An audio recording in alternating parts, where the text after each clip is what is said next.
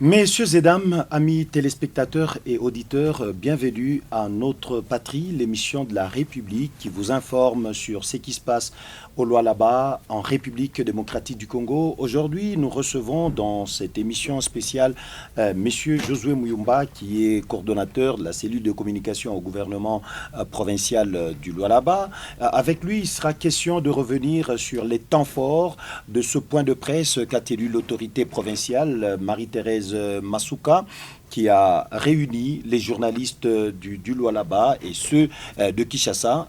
Différentes questions ont été abordées dans la foulée, entre autres l'évolution des chantiers à Kolwezi, cas de l'aérogare de Kolwezi, l'autorité provinciale a passé au peigne fin certaines réalisations et d'autres questions brûlantes ont été également posées. Nous sommes à côté de M. Josué Muyumba, qui est la bouche autorisée par rapport à l'action gouvernementale. Monsieur Josué, bienvenue à l'émission. Merci, monsieur Jonas. Une synthèse par rapport à la communication de l'autorité provinciale face aux journalistes. De quoi était-il question? Bon, c'est le devoir de redevabilité. Quand on gère la chose publique, quand on assume les fonctions de gouverneur, il faut rendre compte.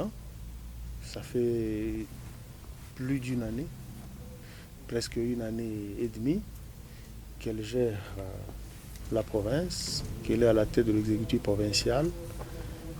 Il y a beaucoup de choses qui se sont produites. Il y a des infrastructures construites chaque jour.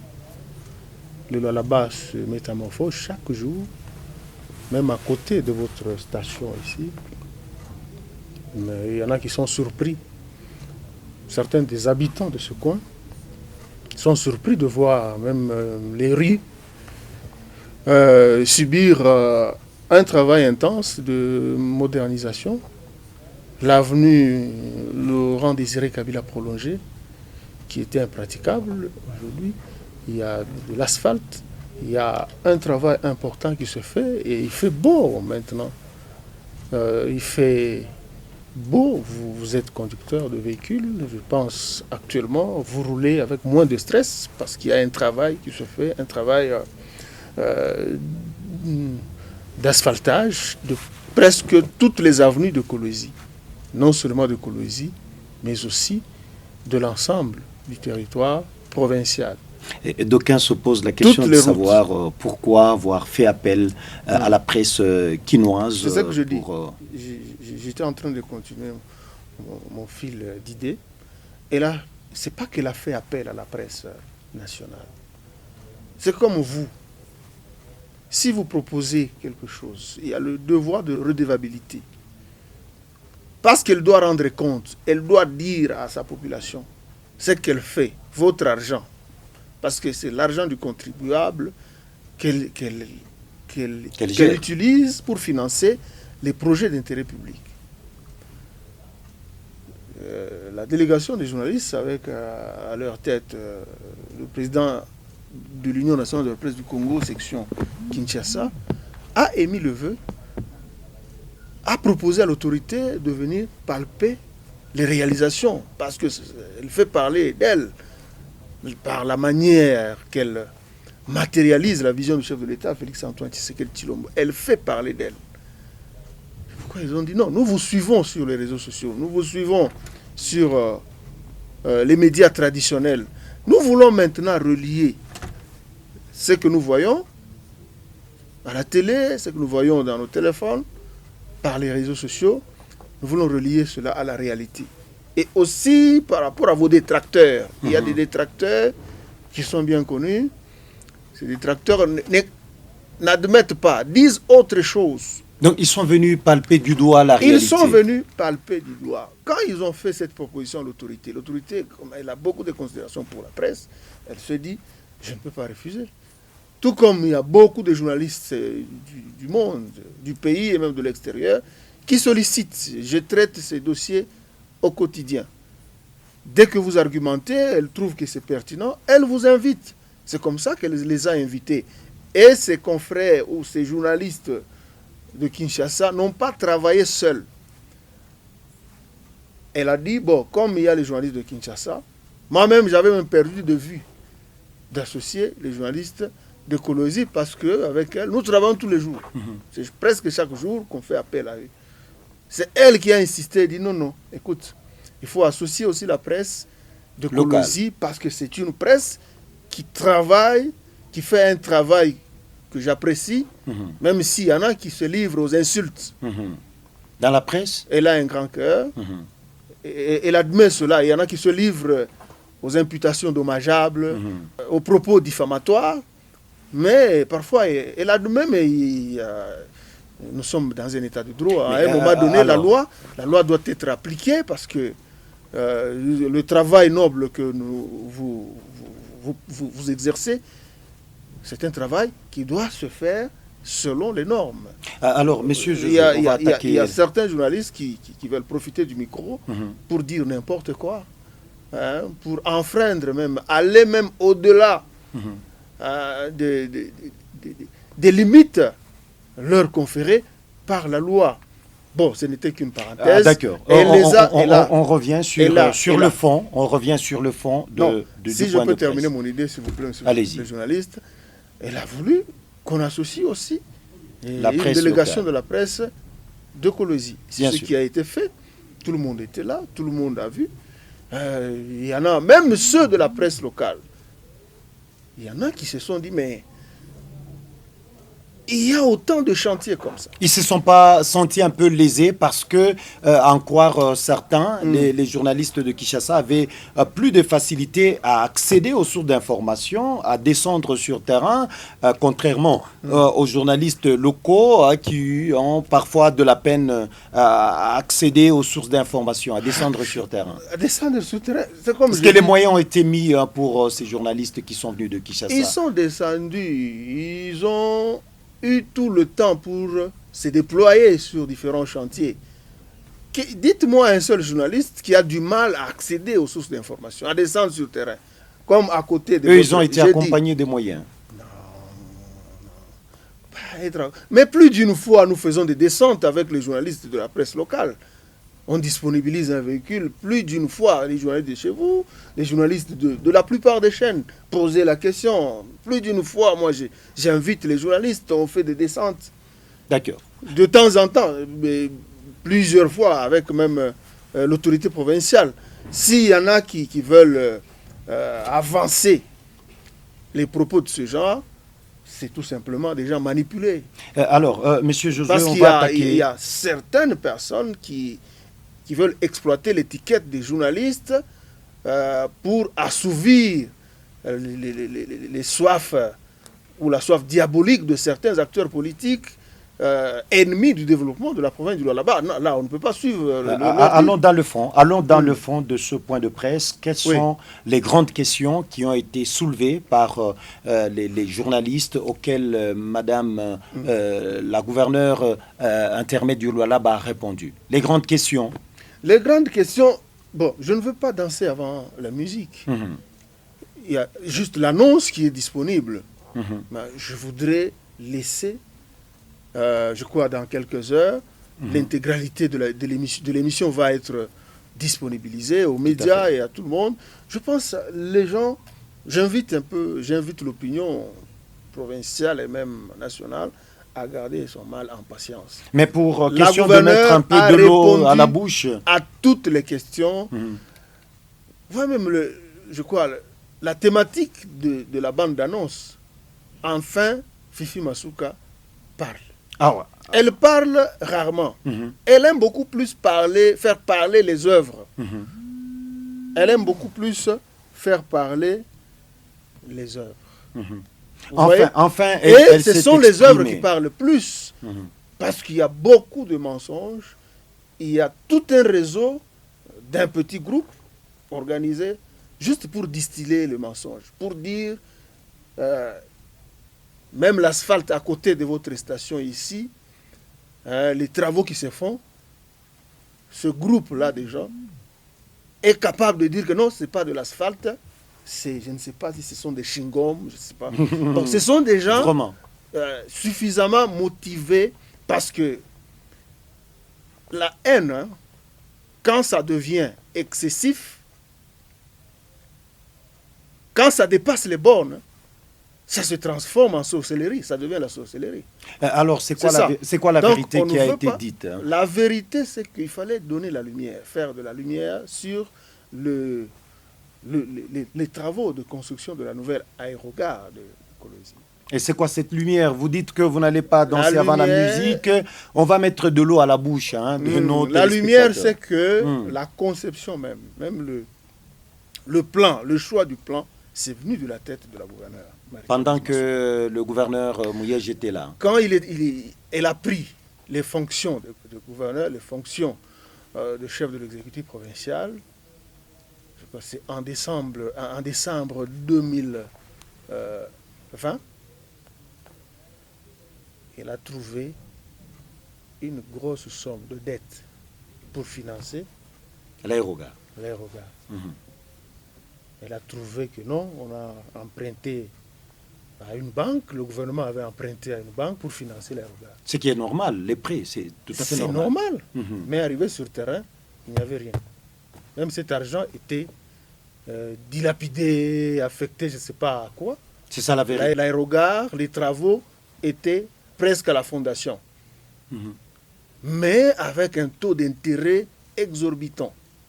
La dette, donc le gouvernement allait financer les travaux de construction de l'aérogare, mais il va rester avec le joug de la dette qui va aller jusqu'en 2025, avec des taux d'intérêt. Ce qui ne serait pas favorable pour la province, quand plus l'échéance est grande par rapport au remboursement. Plus ça pèse. Mais c'est aussi dans l'intérêt de la province. C'est dans vraiment, c'est au détriment des intérêts de la province. Vraiment. C'est pourquoi elle s'est mise, elle a calculé, elle a travaillé dessus, parce que c'est une économiste de formation. Elle s'est dit non. Elle a organisé seulement la gestion des finances, elle a assaini les finances, elle a mis fin, elle a réduit sensiblement la fraude, le détournement de fonds de la province, et il a eu de l'argent nécessaire. Au lieu que ça soit apuré en 2025, elle a apuré ça. Au moment où je vous parle, elle a tout apuré. Donc on peut dire, à date, il n'y a plus de dettes. Il n'y a plus de dettes, et l'entreprise qui travaille, c'est cette entreprise qui doit à la province. C'est pourquoi vous voyez les travaux ont avancé de manière spectaculaire. Les travaux sont presque à la fin. Est-ce que c'est ce qui fait d'elle, la vedette par rapport à ce projet? Est-ce qu'on lui doit finalement la vedette de ce projet, de la modernisation de l'aérogare? Ça lui revient? On doit cela au chef de l'État, Félix-Antoine Tshisekedi Tshilombo, parce que c'est la vision de l'autorité suprême du pays que Marie-Thérèse Masuka concrétise, matérialise. Elle matérialise la vision du chef de l'État, comme c'est elle qui matérialise cela sur le terrain. C'est tout à fait normal que l'honneur lui revienne aussi. C'est comme une équipe de football. Quand nous regardons les équipes de foot comme Barça et Real de Madrid, il y a un coach. Mais quand un joueur marque, tout le monde l'acclame, tout le monde, le joueur a marqué, mais l'honneur général revient au coach.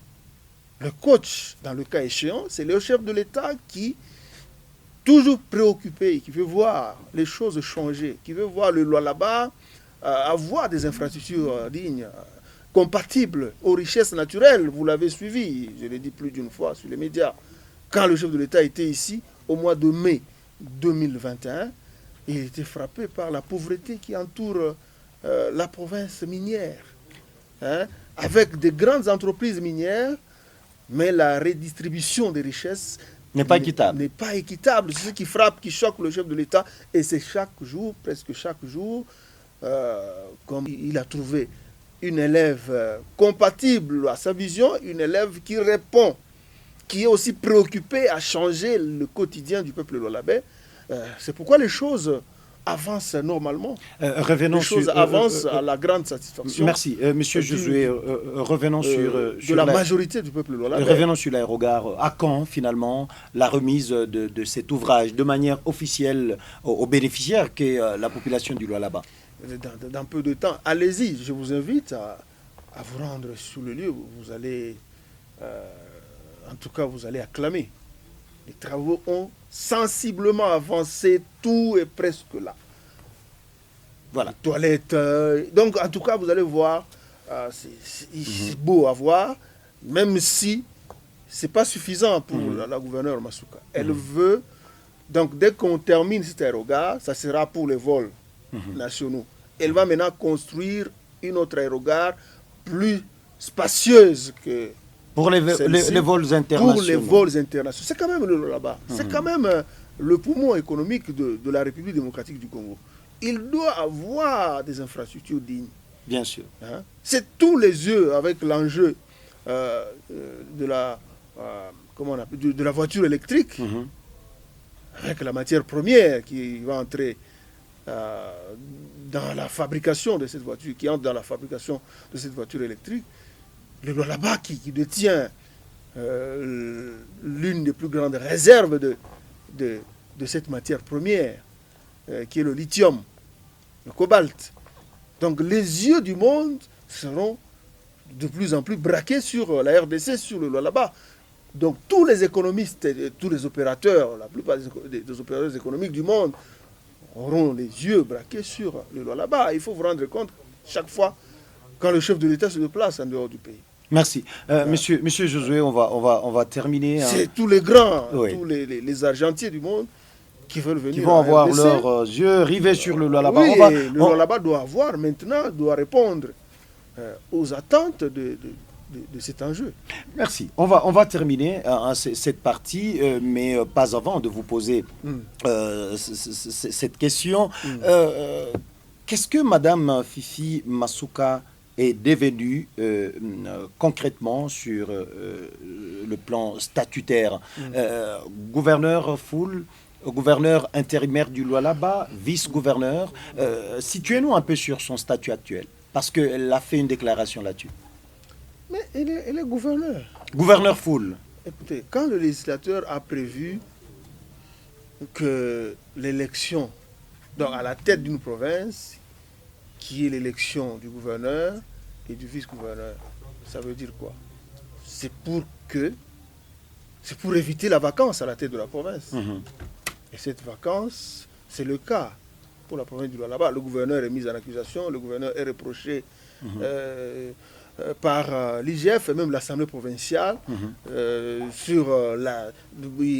y a des grosses sommes d'argent qui se sont volatilisées sous sa gestion. Et c'est ce qui fait de Marie-Thérèse Masuka le gouverneur n'est plus dans la possibilité de continuer à prester à la tête de la province. Mais pourquoi il n'y a pas élection? Comme l'élection s'est déroulée sur une liste, l'élection, comme il y a un vice-gouverneur, le vice-gouverneur doit travailler, doit avoir le plein pouvoir. Hein, et selon vous, pourquoi il n'y a pas élection? Ne doit pas s'arrêter. Selon vous, pourquoi il n'y a pas élection pour conférer à Madame Marie-Thérèse Masuka carrément le statut de gouverneur full pour exercer en toute liberté ici, sa fonction? C'est la question qu'il faut poser à la CENI. Moi, je ne suis pas la CENI, je ne suis pas le chef de l'État qui est le garant du bon fonctionnement des institutions, même des institutions d'appui à la démocratie où on retrouve la CENI. Merci. Donc, c'est pas des... Merci, Monsieur Josué. Vous avez été clair dans votre intervention. On va terminer cette émission. C'était un plaisir pour nous de vous recevoir. Est-ce que vous avez un mot de la fin par rapport à cette émission? Vous avez 1 minute pour conclure l'émission avec vous. Oui, j'aimerais terminer par ce message. J'aimerais inviter le peuple lualabais à continuer à faire confiance au gouvernement Masuka, au chef de l'État Félix-Antoine Tshisekedi Tshilombo, qui sont déterminés à changer les choses, à donner à cette population qui a été meurtrie, cette population qui voyait seulement ces minéraux partir, qui restait seulement avec des trous, sans avoir des infrastructures dignes. Aujourd'hui, vous êtes une population respectée parce que vous avez des dirigeants qui veulent changer votre vie, votre quotidien. Vous dotez des infrastructures routières dignes, désenclaver toute la province. Vous pouvez acheter, vous pouvez aller à Kapanga, à Sando, à Dilolo, à Musumba, à Lubudi et rentrer avec les produits de là. Merci. Ce qui n'était pas le cas. Maintenant, les autorités qui vous font ce travail ont besoin de votre appui. Merci. Ne suivez pas les oiseaux de mauvais augure, ces personnes qui vous distraient par des petites accusations, par des petits trucs qu'ils balancent sur les réseaux sociaux juste pour vous distraire. Vous êtes sur la bonne voie avec des dirigeants qui vous aiment et qui travaillent réellement pour vous. Ne cédez pas à cette forme de distraction. Merci, c'était un plaisir pour nous de recevoir M. Josué Muyumba, responsable, coordonnateur de la cellule de communication au gouvernorat du Lualaba. Il est revenu sur les temps forts de ce point de presse que vous aurez à suivre évidemment en intégralité sur notre chaîne. Le plaisir était le mien de vous présenter cette émission. Merci M. Josué d'être passé une fois de plus dans cette émission. Merci à vous aussi. Vous ne vous lassez pas de nous associer au débat. Vraiment. Merci aussi à tous les téléspectateurs de votre chaîne. Allez, merci. Le programme continue sur votre chaîne Palmier Télévision. Prochain numéro de Notre Patrie, c'est la semaine prochaine. Au revoir.